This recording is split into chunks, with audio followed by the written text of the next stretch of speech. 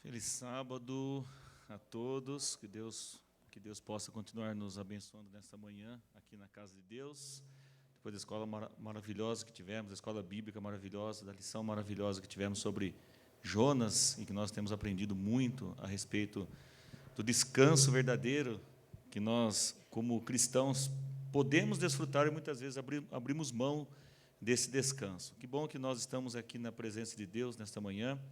Que bom que nós escolhemos estar aqui e que bom que nós somos humildes e sensíveis à voz do Espírito Santo, e temos sido todos os dias dessa semana.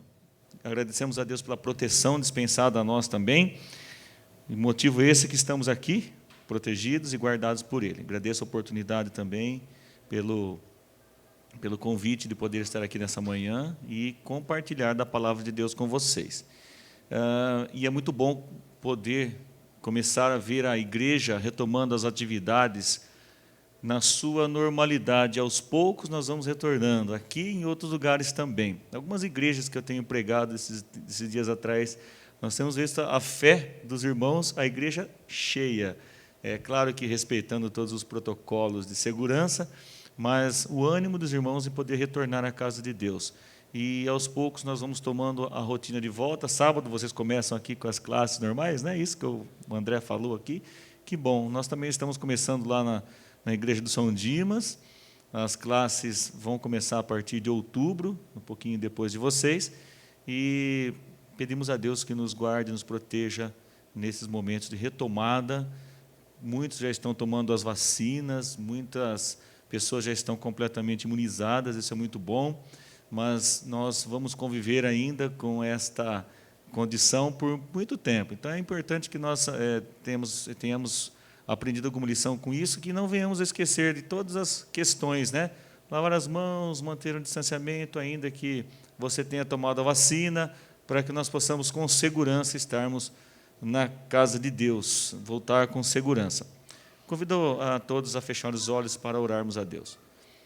Pai nosso que estás nos céus, te agradecemos, ó Pai, por todas as bênçãos que tens nos concedido, pela tua proteção, pela tua graça e misericórdia, de conceder o privilégio, ó Pai, de estarmos aqui na tua casa de oração nesta manhã.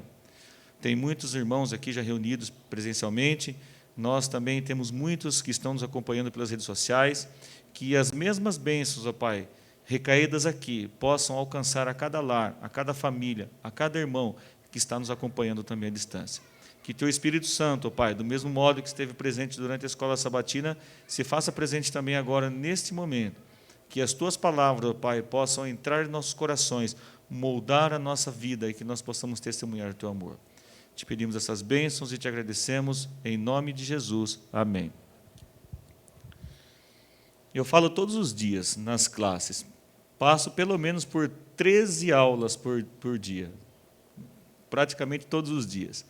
E não tenho dificuldade nenhuma de abordar temas variados em minhas aulas. Tem alguns alunos aqui, o Eric está aqui também, meu colega de trabalho, sabe como é isso, né, Eric? Nós falamos vários assuntos em várias etapas, e não temos dificuldade nenhuma.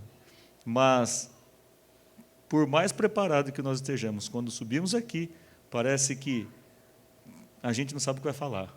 Começa a tremer, e não importa o tempo que nós praticamos esta obra, é diferente. Então, esse lugar é sagrado, ele se torna sagrado pela presença de Deus aqui. E Deus está aqui porque você está aqui. A nossa presença atrai a presença de Deus. Então, que nós possamos desfrutar desse momento, ouvir a palavra de Deus, abrir o nosso coração para que o Espírito Santo possa fazer essa obra.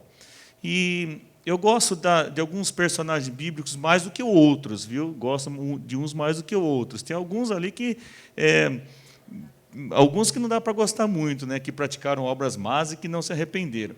Mas tem alguns personagens que, além de eu gostar mais, eu me identifico também. Por exemplo, quando eu estudo a história de Daniel, é muito bonito.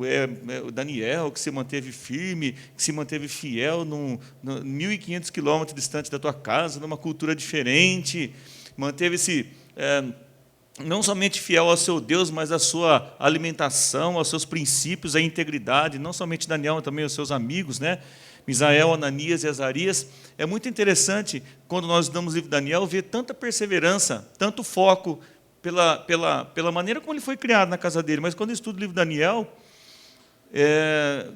Gustavo, eu sinto que eu não tenho chance de salvação, tá? Por quê? Não existe nenhum pecado narrado no livro de Daniel em relação a ele. Claro que ele era um ser humano como nós e também tinha suas limitações, seus pecados.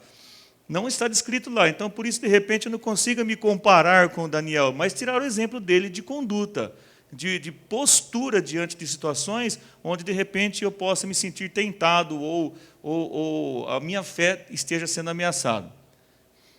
Agora, tem um outro personagem na Bíblia que eu gosto bastante dele também, porque eu me identifico com ele, eu tenho certeza que muitos de nós nos identificamos com esse personagem, que é Paulo. Porque Paulo não tinha medo de dizer que ele era um pecador. Lá no livro de Romanos, ele fala assim: miserável homem que sou, quem me livrará desse corpo que me leva à morte? O maior de todos os pecadores, né? O bem que quero fazer eu não faço, mas o mal que não quero fazer, isso eu já faço, já saiu naturalmente. Então, ele não tem vergonha e medo de esconder a sua própria natureza pecaminosa.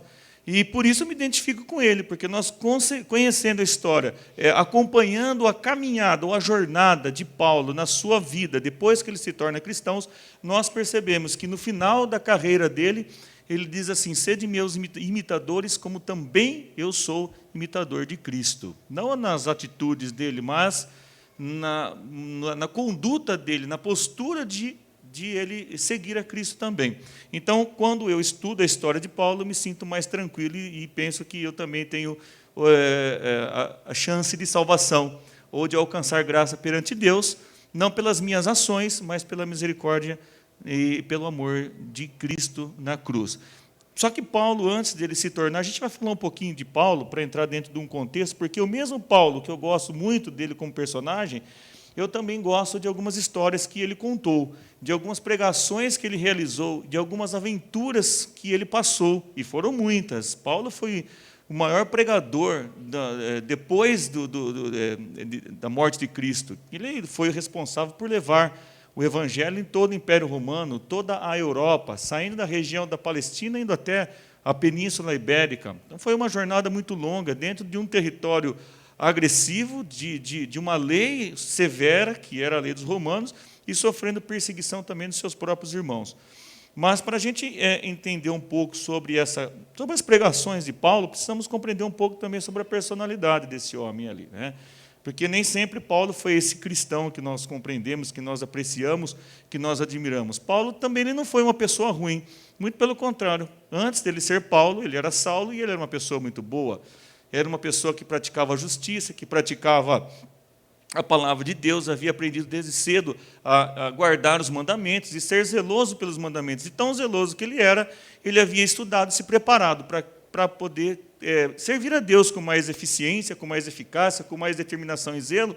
E ele vai, então, estudar numa escola que vai prepará-lo na sua universidade, na sua faculdade, pós-graduação, mestrado, não sei até que ponto que Paulo deve ter chegado, mas ele estudou nas melhores escolas, para ele poder trabalhar e servir no Sinédrio, para ele poder ser uma pessoa assim dedicada exclusivamente à obra de Deus. Então, no contexto que nós estamos falando, ser um membro do Sinédrio, na posição de Paulo, ainda um jovem, era uma posição muito honrosa. De repente, para uma mãe, quando diz: o que seu filho vai ser na vida? O meu filho está estudando para ser um doutor, um jurista, né? De repente, aí, ocupar uma cadeira de juiz, ocupar uma cadeira de desembargador, ou, de repente, quem sabe, né, no Supremo Tribunal. Talvez não, né? Talvez seja melhor não. Ou então a mãe que diz assim: eu quero que meu filho seja um médico, eu quero que meu filho seja um grande empresário, por isso estou preparando. E quando a mãe vê o filho se formando, e eu não estou dizendo, talvez, que o maior orgulho para um pai e para a mãe é ver o seu filho formado, é ver o seu filho trabalhando com integridade e na presença de Deus, zeloso na causa de Deus. Hoje o Pedro estava tocando.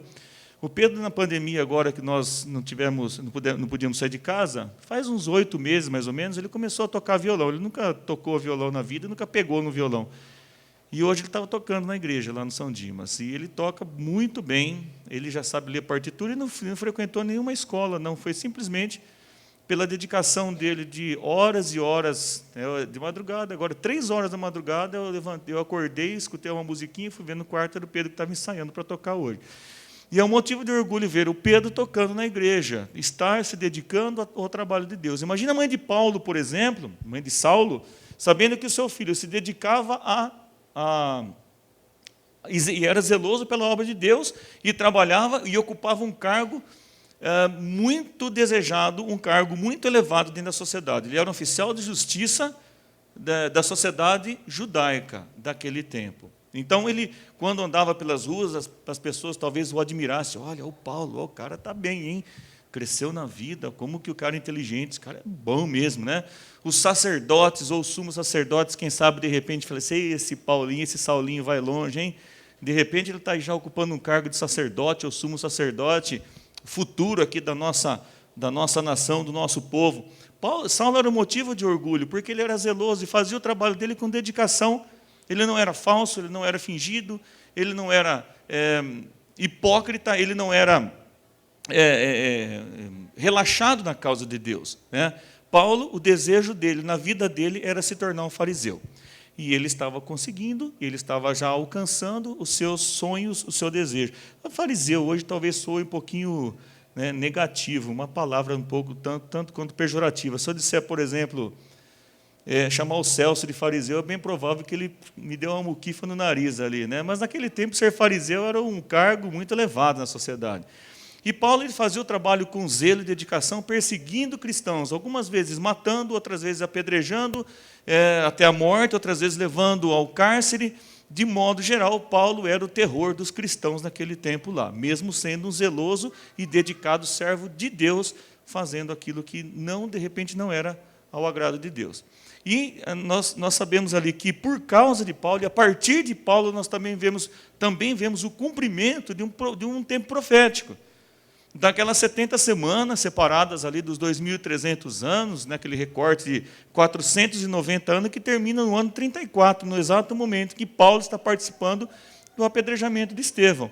E é naquele momento que os discípulos também se espalham para Samaria, para os confins da terra, e Paulo, além de participar daquele momento trágico para a vida de Estevão e do cristianismo, à primeira vista, porque depois foi uma bênção, Paulo, naquele momento, ele sai dali e vai para outro lugar. Ele vai perseguir outros cristãos.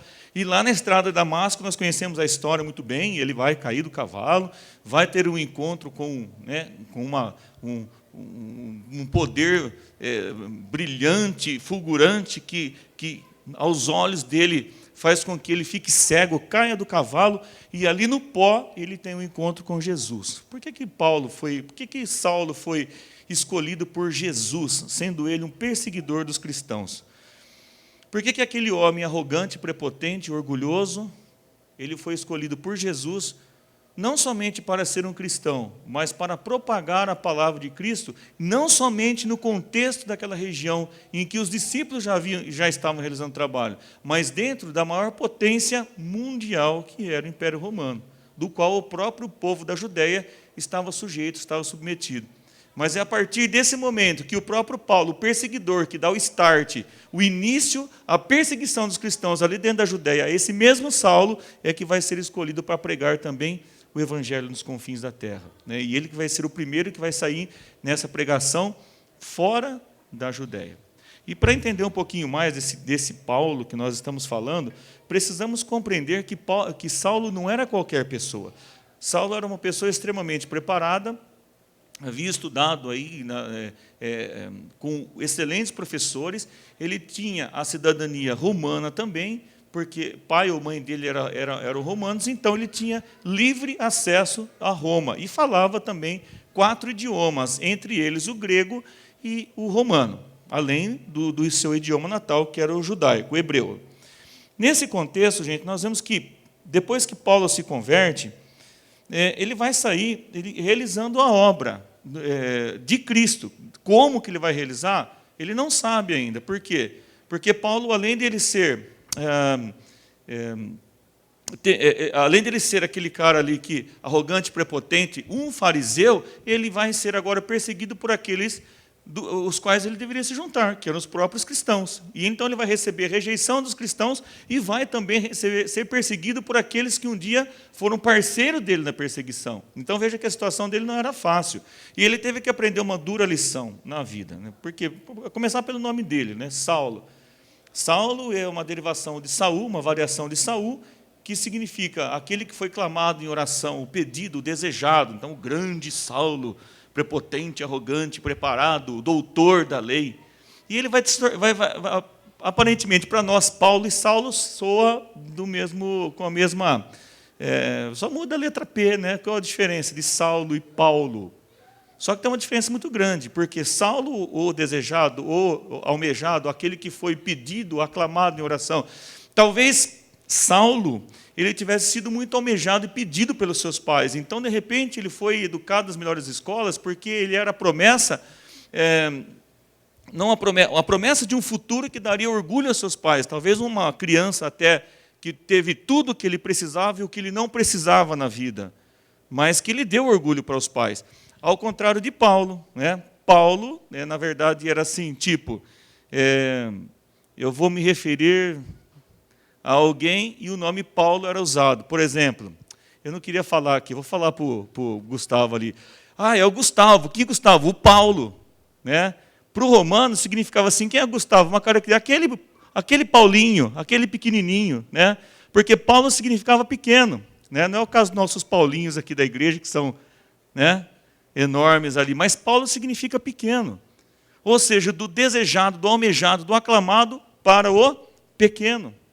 Ele tinha que não somente perder a sua característica, caracterizava o seu nome, que caracterizava a sua personalidade, mas ele tinha que perder aquela personalidade. Quando ele fala assim que o bem que quero fazer não faço, mas o mal que não quero fazer, isso eu já fiz. Talvez ele não esteja falando, de repente, da dificuldade que ele tinha, por exemplo, de guardar a lei de Deus, porque ele era um zeloso guardador da lei. Além dos 10 mandamentos e das leis de Moisés, eles colocavam aí dezenas de outras regras e centenas de outras regras sobre todos os mandamentos. Só sobre o sábado tinha 39 regrazinhas que tinham que ser cumpridas ali. Paulo fazia isso com dedicação, com fervor e com zelo, porque ele havia aprendido isso. Talvez o pecado de Paulo não fosse atração por uma mulher, né? Mesmo porque ele mesmo, lá na frente, ele vai dizer assim, seria bom que vocês não se casassem, né? Talvez o pecado de Paulo fosse um pouquinho diferente daquilo que nós imaginamos que fosse. O pecado de Paulo estava mais ligado à sua própria personalidade do que qualquer fraqueza física, ou desejo carnal que ele possuía. Talvez estivesse ligado justamente a essa arrogância e prepotência que ele carregava de saber quem ele era e onde Deus havia mandado ele. O que ele havia se tornado. Ter que lidar com pessoas humildes, ter que lidar com pessoas simples, e vamos falar no sentido não ofensivo ou pejorativo, ignorantes no sentido de não ter conhecimento. E algumas vezes ele se irritava com determinados comportamentos e brigava com as pessoas, e quando ele via, ele já estava ofendendo todo mundo. Por quê? Você acha que eu, Paulo, vou me submeter a esse tal de Pedro, a esse tal de João Marcos, rapazinho, né? Quem ele pensa que ele é? E Paulo teve que aprender a lidar com essa situação, sendo ele quem ele era. E tendo que se tornar o que ele se tornou. Né? Paulo ele teve que aprender do arrogante e prepotente a se tornar também um humilde, tal qual Jesus em seus exemplos. O que significa humilde? Né? Dizem que humilde é a junção de duas palavras, humus e ilde. Humus significa terra e ilde significa pé. Pé na terra.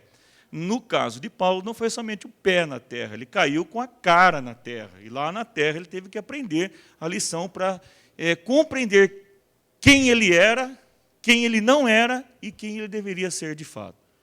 E graças a Deus que Paulo pôde compreender isso daí. Tanto que ele nos deixa lições maravilhosas de que nós também podemos aprender sobre a vida dele, a respeito da vida dele e praticar a nossa vida. Eu quero ler aqui algumas aventuras de Paulo, contidas no livro de Atos, capítulo 16. Algumas que estão aqui, por exemplo, não vão ler todo o contexto, né? Mas alguns fatos que ocorreram e destacaram algumas palavras importantes aqui. Por exemplo, no livro de Atos 16, nós temos Paulo visitando Filipe E lá em Filipe tinha uma mulher chamada Lídia, uma jovem chamada Lídia, que era possuída por um espírito de adivinhação, e essa mulher dava lucratividade para para algumas pessoas ali, para os seus senhores. Então, quando Paulo prega ali para aquela mulher, para Lídia, e a expulsa os demônios e ela se converte, ela deixa de praticar aquelas obras. E o que acontece a seguir? Versículo 16, aconteceu que indo nós para o lugar de oração, nos saiu ao encontro uma jovem possessa de espírito de adivinhador, o qual, adivinhando, dava grande lucro para os seus senhores. Seguindo a Paulo e a nós, clamava, dizendo, estes homens são servos de Deus Altíssimos e vos anunciam o caminho da salvação. E isto se repetia por muitos dias, então Paulo, já indignado, voltando-se, disse ao Espírito, em nome de Jesus Cristo, eu te mando, retira-te dela, e na mesma hora ele saiu. Os seus senhores, quando viram isso, que a sua esperança de lucro acabava, eles ficaram doidos da vida, muito possessos da vida mesmo. E o que eles fazem? Levando, versículo 20, levando-os aos pretores era, na verdade, o Supremo Tribunal de Justiça daquele lugar, onde eles vão julgar as causas. Para os romanos, era o Tribunal de Justiça que julgava esse tipo de causa. Levando-os, aqueles homens, para os pretores, disseram, estes homens, que é Paulo e Silas, sendo judeus, perturbam a nossa cidade. Eu quero que vocês atentam para uma palavrinha. Perturbam. Esses homens, sendo judeus, perturbam a nossa cidade. E no desenrolar da situação, levando-os, versículo 22, olha aqui, no versículo 21, propagando costumes que não podemos receber nem praticar porque somos romanos. Levantou-se uma multidão unida contra eles, e os pretores, rasgando-lhes as vestes, mandaram açoitá-lo com varas. E depois de lhe darem muitos açoites, os lançaram no cárcere, ordenando ao carcereiro que os guardassem com toda a segurança. E no correr da história nós vemos ali então que Paulo e Silas foram quietos, as roupas foram arrancadas no meio de uma multidão enfurecida, eles foram condenados, julgados, açoitados e levados ainda para o cárcere, e não abriram a boca, demonstrando humildade.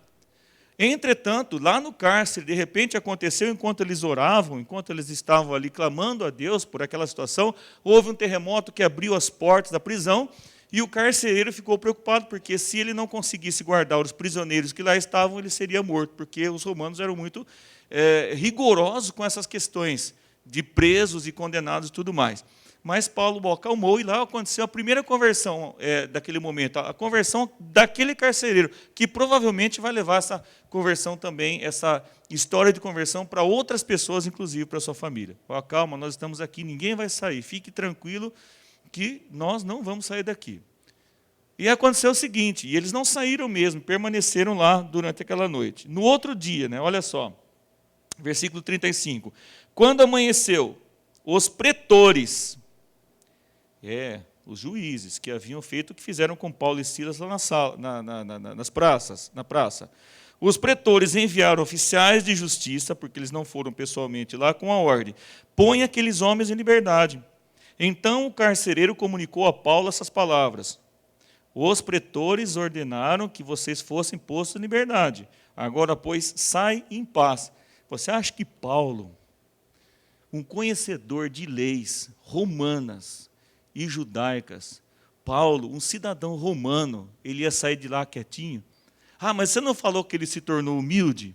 Existe uma diferença entre ser cristão e humilde e ser bobo, subserviente. Paulo, ele era humilde, mas ele não era subserviente, ele conhecia os seus direitos. Dá uma olhadinha no que ele falou aqui.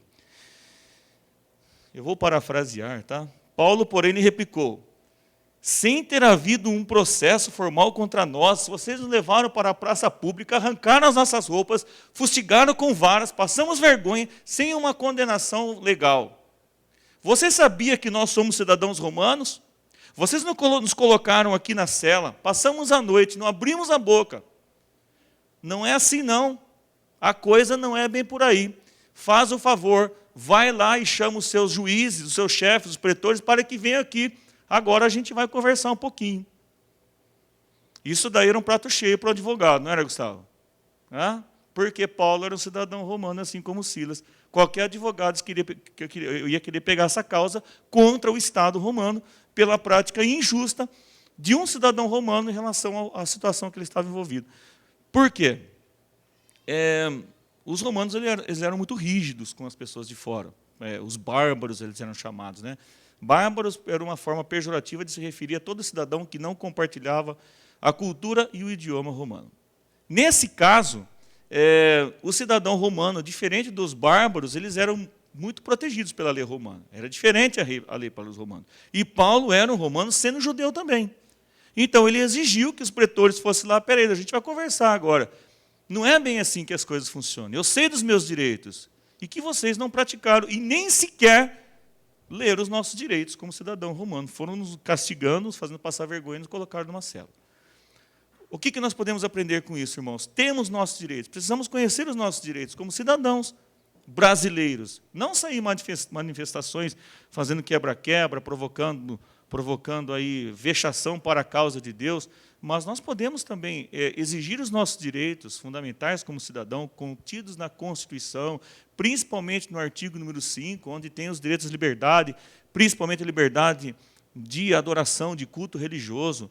Temos nossos direitos, por exemplo, à saúde pública gratuita, não é favorecimento de governo, e não é assistencialismo, é um direito que nós temos porque nós pagamos por esse serviço. Temos direito à educação pública para os nossos filhos, mas o que acontece? Muitas vezes, sem conhecer os nossos direitos, nós também não sabemos como cobrar esse direito da sociedade. E aí nós somos sujeitos ao Estado, ou subservientes a tudo aquilo que o Estado determina sobre nós. É claro que você não vai sair fazendo rebelião, mas existem maneiras legais, passivas, de você também exigir os seus direitos. Esse é um exemplo que Paulo nos deixou. Só que você precisa também estar ciente de que, para você exigir os seus direitos como cidadão, a Constituição também ela tem uma regrinha ali. Você tem que cumprir os seus deveres como cidadão. Pagar impostos em dia, né? Respeitar as leis públicas, municipais, estaduais e federais, para que você tenha direito também a receber as benesses das leis contidas no país. E Paulo ele vai exigir esse direito. Bom, o que acontece ali? Os pretores foram lá, claro, e pediram desculpa para ele. Olha, Paulo, pelo amor de Deus, não fala, pelo amor de Deus não, porque eles não conheciam a Deus. Paulo, por favor, não tome nenhuma ação contra nós, que senão a coisa vai ficar feia aqui.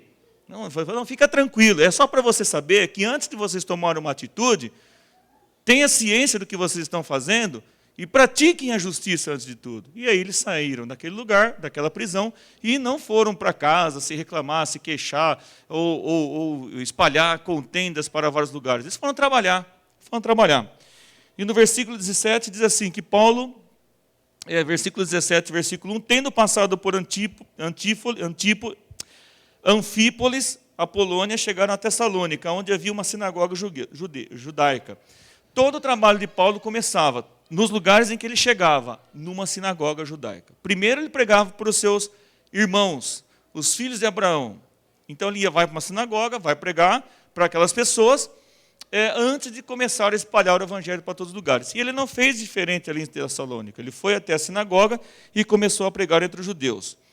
E diz que a pregação de Paulo e Silas, ali no versículo 4, diz que alguns foram persuadidos e unidos a Paulo e Silas, bem como uma numerosa multidão de gregos piedosos e muitas mulheres da alta sociedade de Tessalônica. Isso daí vai acabar trazendo inveja para aqueles judeus da sinagoga, como se Paulo estivesse pescando dentro do aquário e levando as almas dali para uma outra igreja, para uma outra realidade. Mas o trabalho de Paulo teve sucesso. O que aqueles judeus vão fazer? A gente está falando aqui dos filhos de Abraão, daquele povo que foi escolhido por Deus para proclamar a mensagem de salvação ao mundo e não praticou. E a partir de então, agora, Paulo está cumprindo a missão que o povo judeu deveria fazer e não fez, espalhando a mensagem para o mundo. Aqueles judeus enfurecidos com a situação, porque muita gente graúda e de dinheiro que frequentava aquela sinagoga está sendo tirada dali, eles vão perseguir Paulo, vão nos arrebaldes da cidade, nos arredores da cidade, no meio da marginalidade, dos malandros da cidade, e vão contratá-los para perseguir e esfolar Paulo e Silas vivos. Tá? É isso que eles vão fazer. E olha só, de novo, o que eu quero ver para vocês aqui. Ó.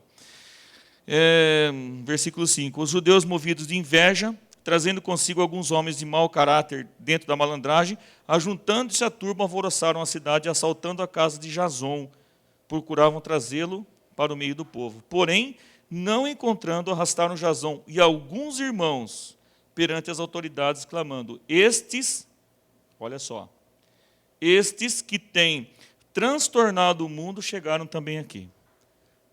No outro eu li aqui, perturbadores. Agora está falando, estes que transtornam o mundo também chegaram aqui. 2 vezes apareceu uma palavra similar aí. Transtornam o mundo.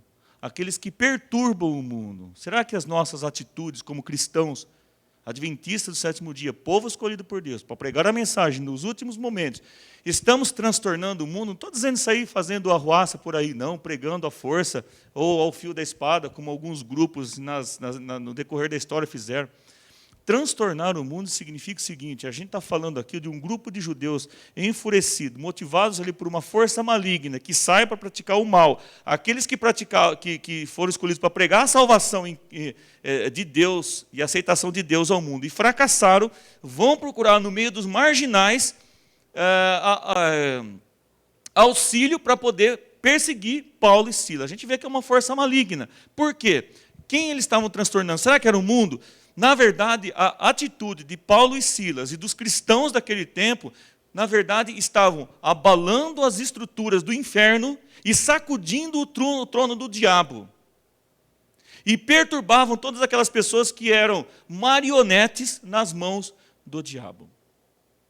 Será que a nossa atitude como cristãos adventistas do 7º dia, na atualidade, no mundo pós-pandemia, ou durante essa pandemia, ou antes ou depois de tudo isso daí, está sendo de tal maneira que as nossas palavras, nossas atitudes de dedicação, está também abalando os tronos, as colunas do inferno e o trono do diabo, a ponto de sermos chamados perturbadores da sociedade? Talvez, irmãos, nós não estejamos praticando a obra como Paulo e Silas praticou. Por isso que está tudo tranquilo. Eu nunca tive problema com o sábado. Por quê? Porque nunca ninguém ficou sabendo que eu era adventista. Só a André, ela trabalha da aula, né? Ela trabalhou em algumas escolas que ninguém trabalha no sábado. Ninguém trabalha. Eu não sei, eu falei: você deve ter uma nuvenzinha aí na tua cabeça que te persegue. Ninguém. Quando ela começa a trabalhar no local, sábado vai ter uma reunião, você vai ter que vir. E ela fala: não, eu não venho na reunião, eu sou adventista. Mas vocês não disseram isso quando vocês me contrataram. Não, mas tem que vir. Então, na verdade, o que acontece? Não existe isso daí. Nunca trabalharam no sábado. Ela vai lá, começa algumas situações, ou ela tem que ceder, ou ela tem que sair. Claro que ela sai, né? O que eu estou dizendo com isso? Você tem problema no seu trabalho? Não, ninguém ficou sabendo que eu era adventista. Né? Você teve problema, por exemplo, algumas pessoas se perseguem, discriminam por você ser cristão. Não falo para ninguém que eu sou cristão. Né? Então, nós, de repente, com as nossas atitudes, estamos vivendo um momento de paz, tranquilidade, num mundo tão perturbado, porque nós não estamos abalando as estruturas do inferno com a nossa atitude. Quando eu falo abalar as estruturas do inferno, é tirar do inferno pessoas e trazê-las para a salvação. E a nossa atitude não tem provocado nenhum tipo de ameaça para o diabo. E Paulo ele sai dali, escondido, escoltado. Né? As pessoas que se converteram naquela cidade, que deram guarida para a saída de Paulo e Silas, elas se colocaram em risco também. E Paulo e Silas vão sair daí e vão para Bereia, que também era uma outra cidade ali da Grécia, que fazia parte do Império Romano, que havia sido dominado também, e lá em Bereia ele encontra um público um pouco diferente. Veja como que as situações mudam. Às vezes nós fazemos o trabalho missionário e muitas vezes desiludimos porque somos mal-sucedidos em determinado lugar. Mas os lugares são diferentes. Bereia não era nem tão longe de Tessalônica. E quando ele chega ali, as pessoas o recebem de maneira diferente. E diz assim no versículo 11, ora, esses de Bereia eram mais nobres do que os de Tessalônica, pois receberam a palavra com avidez, examinando as Escrituras todos os dias para ver se as coisas eram de fato assim. Outra atitude que nós devemos ter também são atitudes semelhantes às dos bereanos. Será que o Evandro está falando está certo? Será que esse pregador está pregando a verdade? Será que, de repente, as pessoas que sobem nesse púlpito, simplesmente porque usam uma gravata e um terno, e vêm em nome da igreja adventistas, estão falando realmente o que é certo? Ou a Bíblia deve ser a sua regra de fé? O povo bereano tinha a Bíblia como regra de fé. Eu vou dizer mais, hein? Muitas vezes, nos últimos dias vai acontecer, eu quero dizer para os anciãos daqui da igreja, cuidado com as pessoas que são trazidas para pregar na igreja. E não descuidem desse rebanho. Sabe por que eu estou falando isso? Na minha igrejinha pequenininha, lá de Lençóis Paulista, eu era o único ancião que tinha lá. Tá? E um dia me convidaram para pregar e eu fui. Só que na igreja tinha um grupo de jovens bonitos, inteligentes, educados, que sabiam, conheciam a nossa doutrina, e que, como eu não estava lá, deixaram eles passarem a lição na escola sabatina, deram abertura, porque não sei o quê, porque eles são isso, porque eles são comportores. Então, como comportor, a gente devia saber se estava vindo comportores para cá. E pregaram ali. E quando eu cheguei, eu fiquei sabendo, falei, mas não pode, gente, deixar ninguém assumir, falar, não, mas eles são... Era adventista de um outro movimento. No outro sábado, veio um cidadão lá. Um cidadão sentou no banco lá e disse, olha, me mandaram aqui para pregar, não sei o que, não sei o que. Eu falei, vem cá, irmão. Você pregou aqui no outro sábado, eu não estava aqui. Falei, me fala quem é você. Falei, meu nome é João Correia, frequento a igreja da Praça Itália, em Bauru. E trouxe um monte de referências de pessoas que nós conhecemos lá. Falei, tudo bem, você está falando que você é, mas você tem alguma carta de recomendação? Não, eu não tenho. Falei, então eu não vou permitir que o senhor pregue aqui hoje por causa disso, tudo bem? Não, eu entendo a sua posição, tal. Depois eu fui investigar quem era o João, né? O João se tornou meu amigo e um grande evangelista lá em Lençóis Paulista, que me ajudou por 5 anos seguidos lá. E depois eu falei, João, me desculpe, Evandro, você fez certo, você não permitiu. E eu expliquei a situação para ele, falei assim que as pessoas têm que agir. Então, cuidado com quem você permite que venha pregar na igreja. Não dê esse púlpito para ninguém. Ou se alguém estiver falando aqui, confira na Bíblia se o que está falando está de acordo com assim diz o Senhor. Então, uma outra lição que nós devemos aprender com os bereanos. E ali diz o seguinte, que quando ele sai dali, com isso muitos deles creram, mulheres da alta posição, e não poucos homens se converteram. E logo aqueles benditos da Tessalônica souberam da presença deles ali, mandaram os marginais para perseguir e maltratar eles e prender eles ali. Enquanto Timóteo continuava ali, e Silas, Paulo ele fugiu e foi para uma outra cidade ali próxima também, chamada Atenas. E lá em Atenas, então, que eu digo que Paulo realizou a pregação mais extraordinária que, na minha opinião, eu já tenho visto na Bíblia, na cidade de Atenas. E é impressionante porque Paulo, ele utilizava de toda a sua sabedoria e competência, mas ele também não abria mão do poder do Espírito Santo quando ele subia num púlpito para pregar, ou quando ele abria a Bíblia em qualquer lugar ou qualquer ambiente. Esse é o segredo da pregação de Paulo. Não pela competência dele, não pelos cursos, pós-graduação e mestrado, doutorado que ele possuía, mas pelo assim diz o Senhor e pelo poder do Espírito Santo de Deus. E Paulo conhecia Atenas, e Atenas, gente, hoje é a capital da Grécia. Se você for lá, talvez você já tenha ido, você vai ver que Atenas não é tanto mais quando se falava nos livros históricos. É uma cidade cheia de problemas sociais, políticos, econômicos, marginalidade, um trânsito caótico. Eu não fui lá não, tá? Mas eu tenho a obrigação de conhecer esses lugares assim, mesmo que seja de maneira virtual. Mas naquele tempo não, naquele tempo Atenas ainda hoje é considerado o berço a Grécia é o berço da civilização e Atenas é o berço dos filósofos gregos. E muita filosofia que foi desenvolvida naquele tempo, nós praticamos ainda hoje, somos herdeiros da cultura grega. A cidade de Atenas ela foi construída e nomeada, o nome dela, Atena, é a deusa da sabedoria. O Parthenon, que foi erigido, que tem lá as colunas dele até hoje, era um templo erigido para adoração a Atena, a deusa da sabedoria. E era nesse contexto, então, que Paulo estava pregando. Nesse contexto, então, que Paulo vai iniciar uma nova pregação. Esperando Silas chegar, ele vai dar uma volta para a cidade. Por quê? Porque ele foi na sinagoga judaica e ninguém ouviu, ele vai pregar na praça da cidade. De novo, ele não se cala, ele não se desmotiva. E lá, então, enquanto ele estava ali, andando pelas ruas da cidade, ele pôde observar uma infinidade, obras maravilhosas, templos extraordinários, bibliotecas extraordinárias, monumentos, prédios públicos, ruas calçadas, praças maravilhosas, pessoas bem vestidas, elegantes, homens cultos, mulheres distintas, né? Porque Atenas ele tinha um certo machismo contra as mulheres ali. Mas e é nesse contexto que Paulo está inserido. E lá diz o seguinte, que enquanto Paulo estava esperando Silas chegar, ele começa a pregar na praça da cidade.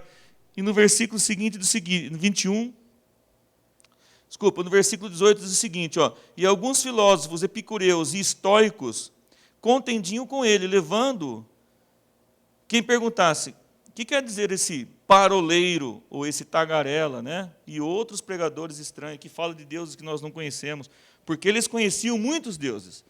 Petrônio, um grande escritor daquela época, que viveu do século 30 ao século...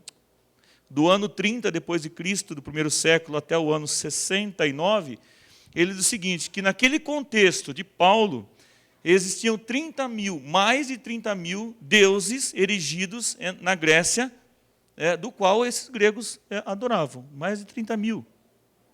Por que existiam isso daí? Porque cada vez que eles tinham, os gregos, é o seguinte, quando eles não conseguiam explicar alguma coisa através da razão, do racionalismo, eles criavam lá uma divindade. E sempre tinha um altar vazio para ser preenchido assim que eles tivessem alguma dúvida. Então, quando Paulo chega para pregar na cidade de Atenas, aquelas pessoas que estavam ali, veem Paulo pregar e vão questionar, quem que é esse cara? O que ele está falando? De longe parecia que era um paroleiro, um tagarela, um falador, uma pessoa sem cultura, nada. E eles rodeiam Paulo, porque diz o seguinte, versículo 21, pois todos de Atenas e os estrangeiros, residente de outra coisa não cuidavam, senão dizer e ouvir as últimas novidades. Imagina que aquelas pessoas não faziam outra coisa, senão o quê? Buscar novos conhecimentos, novas doutrinas, novos deuses, novos saberes. Era isso que eles faziam. Imagina se chegar numa cidade onde os homens estão sempre preocupados em conhecer alguma coisa. Por isso que Atena ela é a capital da sabedoria. Dali que surgiram os grandes pensadores e filósofos que revolucionaram o mundo. E quando eles chegam perto de Paulo, eles pensam, peraí, esse cara não está dizendo qualquer coisa não, o cara é preparado, ele tem uma linguagem diferenciada, o cara sabe o que ele está falando. Ô, rapaz, vem cá, você não vai falar aqui não, tem um lugar melhor para você falar, lá no Areópago. O que é o Areópago? Um tribunal antigo, Câmara de Vereadores, mas também um tribunal que julgava casos, e também era a tribuna onde muitos daqueles maiores pensadores e teóricos pregavam de lá. Olha onde Paulo foi colocado. Não era qualquer Zé Ruela que chegava naquele lugar, não. Mas Paulo foi colocado na tribuna do Areópago e ali pôde, então, expressar todo o conhecimento dele, das coisas desse mundo e das eternas, principalmente. E olha que interessante, é porque quando Paulo ele é levado, então Paulo, levantando-se no meio do Areópago, disse, senhores atenienses, vejo em tudo que és acentuadamente muito religiosos. Olha só, gente, uma outra lição que temos que aprender com Paulo na pregação ali em Atenas. Por quê? Na verdade, nós, como cristãos adventistas do sétimo dia, somos propensos a imaginar que somos senhores da razão, assim como os judeus se tornaram. Que toda a verdade está em nossas mãos e que os outros não conhecem nada e temos o direito de menosprezar a religião, a cultura, o conhecimento daquelas pessoas que nós temos contato. E muitas vezes nós jogamos um balde de água fria ou destruímos uma obra missionária simplesmente porque achamos que somos melhores. Não somos melhores, somos tão pecadores como eles. E Paulo não sabia o que ele estava falando, porque antes Paulo era um perseguidor dos judeus e teve a oportunidade, porque aos olhos dos homens, Paulo seria um perdido pela eternidade, assim como nós julgamos pessoas que nós vemos todos os dias. Mas Paulo também sabia que do mesmo jeito que ele foi resgatado por Cristo, sendo quem ele era, aquelas pessoas também eram dignas de salvação. E ele não vai atacá-los. Por quê? Ele não vai fechar a porta que foi dada a ele. Então, se alguém der uma porta para você de entrada, que você pode falar de Cristo, fale, mas com sabedoria. Sabedoria se busca no Espírito Santo, com o Espírito Santo. E Paulo diz assim, olha, eu vejo que em tudo vocês são muito religiosos, porque andando eu pela cidade, pude contemplar que vocês têm deuses infinitos, Vocês têm um altar erigido ao deus Júpiter, né? O deus Zeus, que é o deus de todos os deuses, criador de todas as coisas. Lá em Roma também tem um deus assim, é o Júpiter, também tem um templo erigido a ele. Tem um deus ali que cuida das questões da natureza, da agricultura, Deméter, conhecido como Ceres pelos romanos, vai descrevendo, né? A deusa da guerra, né? Conhecida como Diana lá pelos romanos, hoje como Mulher Maravilha aqui no nosso tempo. E Paulo vai descrevendo todos os deuses e fala assim, mas os 12 deuses principais ali, que era do panteão grego, né? Que moravam no Monte Olympus, os principais, e ele fala assim, mas eu vejo que vocês têm um altar a um Deus desconhecido. E é esse Deus desconhecido que eu vim apresentar para vocês. E aí ele conseguiu abrir, então, o coração daqueles gregos e vai se utilizar. Paulo era conhecido como o primeiro pregador patrístico, ou seja, que vai mesclar racionalismo com o cristianismo, não a filosofia, como aconteceu posteriormente com Santo Agostinho e Tomás de Aquino, e outros tantos mais. Mas ele vai usar o racionalismo porque ele fala assim, versículo 1 do capítulo 12, seja o vosso culto racional. Então a nossa crença tem que ser na base do racionalismo. Eu creio no dilúvio não porque a Bíblia me diz, mas apesar do que ela diz, pode ser comprovado pela ciência também, evidências científicas disso e outras coisas mais. E Paulo ele começa então, vocês são muito religiosos, muito religiosos. E eu vim pregar, então, o Deus que vocês não conhecem. E ele começa a descrever as características desse Deus. O Deus que tudo criou, os céus e a terra, o mar e tudo que nele existe. E ele começa a descrever as características, fala da ressurreição. E ele vai dizer o seguinte, ó, versículo 28, pois nele vivemos e nos movemos, existimos, como alguns de vossos poetas têm dito, porque dele também somos geração. Ele não despreza o conhecimento, mas a partir daquilo que eles conhecem, ele começa a pregar o Cristo. Utilizando, inclusive, poetas da cultura grega. Fala assim, eu consigo explicar o que você quer saber a partir da tua cultura. E o Deus que vocês estão procurando é o Deus que eu vim pregar hoje para vocês. É claro, gente, muitas vezes nós pregamos o Evangelho. Ele não foi tão bem sucedido quanto ele foi lá em Bereia. Porque diz assim que algumas pessoas se converteram, mas a maioria deles não. Ele estava pregando aí para estoicos, epicureus, que não acreditavam na ressurreição, não acreditavam em Deus, não acreditavam em nada dessas coisas. Para estoicos que acreditavam numa força da natureza, eram muito pragmáticos. Ele estava pregando para sofistas que questionavam a verdade, que relativizavam a verdade, enfim. Então, naquele momento, as pessoas falam assim, disso que você está falando, num outro momento nós vamos querer saber mais. E Paulo tem que sair dali, então, será que ele se sentiu derrotado por não ter alcançado o sucesso daquela pregação? Lições que nós temos a aprender. Uma delas é, aquele altar vazio que estava lá na Grécia caracterizava o coração vazio dos gregos também. E aquele coração vazio dos gregos sempre tem um lugar para alguma coisa que, por mais que eles tivessem divindades, qualquer outra divindade não preenchia. Preenchido aquele, eles iam construir um outro altar, para uma outra filosofia, para uma outra divindade. Aquele altar representa o coração do ser humano, que está vazio, procurando preenchê-lo com muitas coisas. Um cartão de crédito, compras no shopping, uma casa. Se eu tenho uma bicicleta, eu quero um carro. Se eu tenho um carro, eu não gosto da cor, quero o outro. A minha casa não é tão bonita quanto a do outro, quero aquela outra casa. O meu emprego não é tão bom, vou almejar um outro, vou estudar mais. E por mais que você coloque coisas no coração, mais vazio ele se torna. Por quê? Porque nós vamos construindo altares também, para ser preenchidos, para ver se o coração se preenche. E nunca é preenchido. Porque o trono do nosso coração é de único e exclusivo tamanho, de Cristo. Mas para ele entrar lá, tem que derrubar os outros altares. Interessante, irmãos, é que nós, como adventistas do sétimo dia, num outro contexto agora, por mais que achamos que conhecemos a Cristo, criamos altares de adoração. E muitas vezes nem adoramos a Cristo estando dentro da igreja. Adoramos o templo, adoramos a Novo Templo, adoramos a Casa Publicadora, adoramos a escola, as universidades, adoramos os aviões de missionários, as lanchas, tudo aquilo que nós temos, os cantores maravilhosos, pregadores extraordinários. São altares que vamos erigindo, adoramos as pessoas, adoramos as coisas, mas deixamos de colocar no centro de nossa vida e de nossa pregação aquele que realmente importa, porque tudo isso aqui que você está vendo nada mais é do que um instrumento para ser utilizado na obra de pregação do Evangelho, que tem que emanar do teu coração, pela ação do Espírito Santo. E aí, então, quando isso acontecer, não vai ser o templo que vai atrair as pessoas, não vai ser as universidades, casas publicadoras, nada disso, nem os cantores, nem a rádio, a TV Novo Tempo. Porque tudo isso aí são ferramentas. A pregação do Evangelho sai da nossa boca e das nossas atitudes. Essa tem poder de converter, porque Paulo não tinha nada disso para poder fazer a obra maior da vida dele, que é pregar o Evangelho por todo o continente do antigo mundo, nos dias em que ele viveu.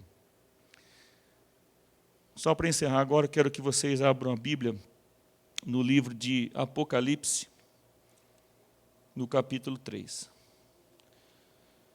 Apocalipse, capítulo 3. Versículo 14. Ao anjo da igreja de Laodiceia, escreve: essas coisas diz o Amém, a testemunha fiel e verdadeira, o princípio da criação de Deus. O próprio Jesus está falando isso para João. Conheço as tuas obras, que não és frio e nem quente, que és, quem dera fosse frio ou quente, assim porque és morno, não és nem frio nem quente, estou a ponto de te vomitar da minha boca. Porque dizes, estou rico e abastado, não preciso de coisa alguma, e nem sabes que tu és infeliz, miserável, pobre, cego e nu. Tenho tudo, o povo de Deus, a igreja no contexto escatológico, a igreja de Laodiceia. Tem todas as coisas, nos orgulhamos disso. Que bom que você se orgulha disso, porque foi dado a nós como ferramentas, mas não para suprir as necessidades espirituais da tua vida. E o que ele está dizendo assim, ó? Não sabe que tu és pobre, cego e nu, miserável. Aconselho, não estou enxergando nada aqui, tá, gente? Agora que eu vou enxergar. Aconselho-te que de mim compre ouro refinado pelo fogo, para te enriqueceres, vestiduras brancas para te vestires, a fim de que não seja manifesta a vergonha da tua nudez, e colírio para ungir os vossos olhos, a fim de que vejas. Eu repreendo a disciplina quanto vos amo, sê, pois, zeloso e arrepende-te. Eis que estou à porta e bato, se alguém ouvir a minha voz e entrar em minha casa, cearei com ele e ele comigo. Ao vencedor dar-lhe-ei sentar-se comigo no meu trono, assim como eu também venci e me assentei no trono do seu Pai. Ele não força a maçaneta e não arromba a porta. Ele bate, ele não entra na sua vida de ladrão, como o inimigo faz.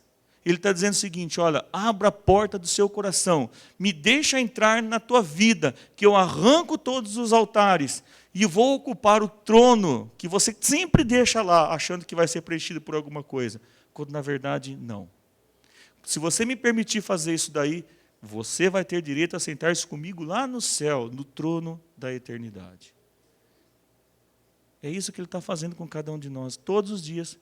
Deixa eu falar uma coisa para vocês agora, um paralelo. Em 313, 321, Constantino deu liberdade religiosa para a adoração do cristianismo.